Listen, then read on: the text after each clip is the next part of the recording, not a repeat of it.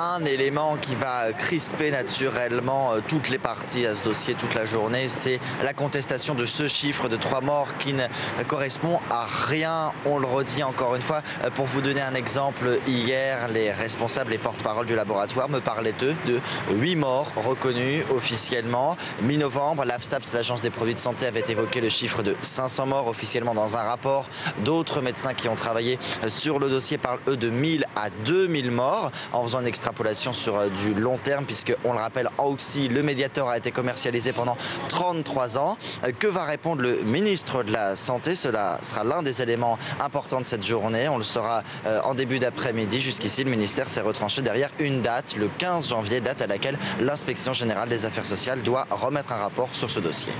Alors Adrien, une déclaration d'autant plus choquante quand on regarde l'autre révélation du jour, c'est-à-dire un rapport commandité par Servier pour confirmer les risques en 2009.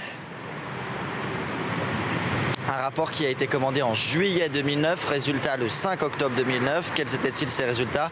Eh bien, disons que 2/3 des cas étaient évocateurs ou fortement évocateurs de liens entre le Mediator et des maladies cardiaques. Qu'a fait le laboratoire? Rien. Au contraire, Servier a juste demandé un ajustement de sa notice d'utilisation, mais pas de retrait du marché. Il a fallu attendre que ce soit l'Agence des produits de santé, elle aussi, qui s'inquiète de tout cela et que le retrait donc intervienne fin novembre 2009. Que se serait-il passé sinon? Sans intervention des pouvoirs publics, Servier aurait-il continué ainsi à minimiser les choses?